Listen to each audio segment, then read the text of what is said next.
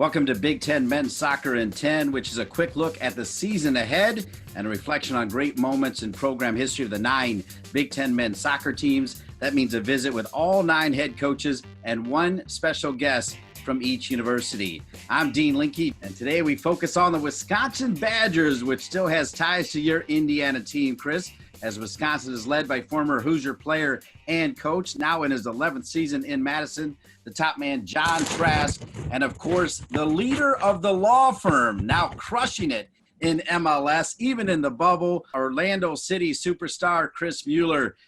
All right, John Trask, first off, last season, your team again was decimated by injuries. What can you tell us about this year's team, John? We're excited. A lot of guys have gotten healthy. We've got some excellent newcomers, and looking forward to coaching Mitch Guitar and Patrick Yim and some of these guys going into their senior seasons, and hopeful that we'll be back in the top of the Big Ten like we were during Chris's tenure here. And we're excited, but we feel very good about the upcoming squad. Well, given some of the up and down nature of last year, specifically, like Dean said, a team decimated by injuries, what lessons did you try to impart to your guys, and how proud of you, or how proud were you of some of the unheralded guys who were able to step up through the course of the season?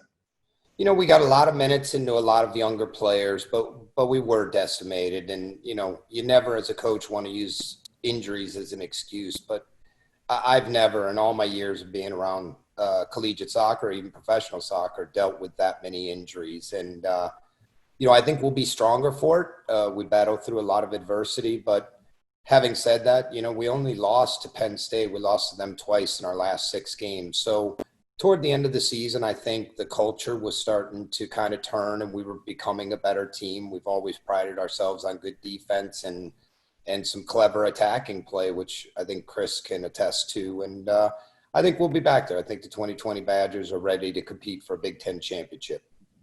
Well, speaking of Chris, we'll get to his outstanding play in the MLS in a second. But just for some of the outsiders, can you help us understand the amount of growth he made between that sophomore and junior season, his first half of his time in Madison, and really his junior and senior year as a Badger?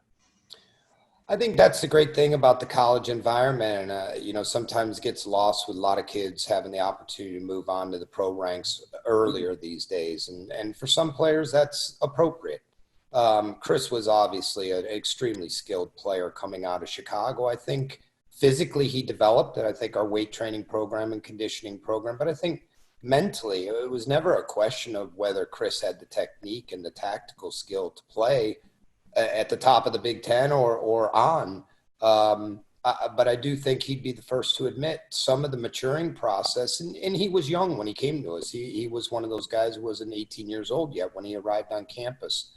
But it's always fun for us as college coaches to watch that development over a 4-year period if we're fortunate enough to coach him for 4 years.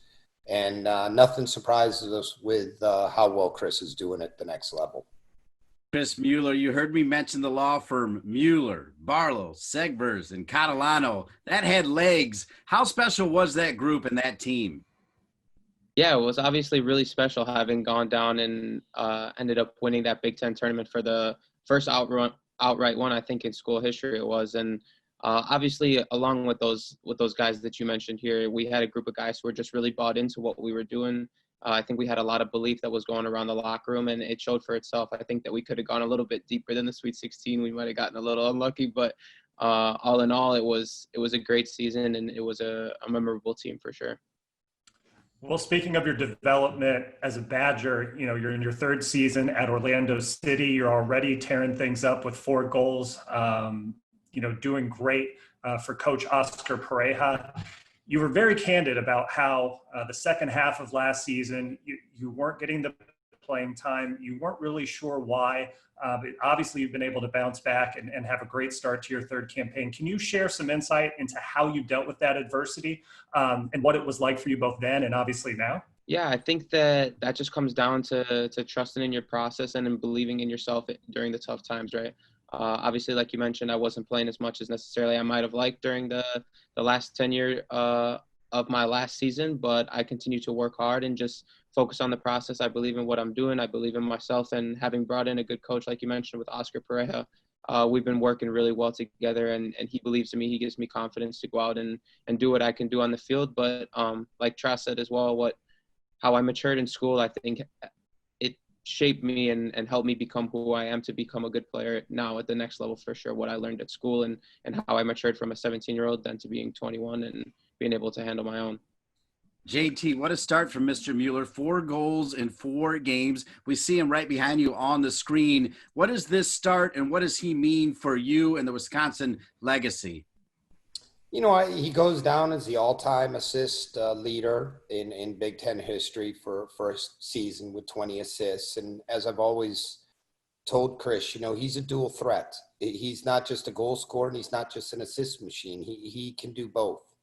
And I think as time goes on in the pros and hopefully national team call-ups will follow as well, we're just excited to continue to see his growth. And, you know, Jason Kreis, who I coached in Dallas at the same time that I coached his coach now, Oscar Pareja, Poppy.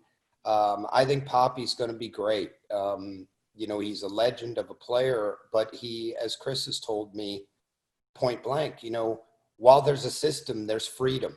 And I think that's something Chris would say was the same at Wisconsin. Chris, last question. Given JT and how he coached you, can you compare and contrast his style and his method with your current coach now, Oscar Pareja? Yeah, I think that one thing that I can definitely take away from both of them is that I think they're both obsessed with the game. A little over the top in a way that I like to kind of relate myself to as well. You're just so in love with the game. Oscar's the same way.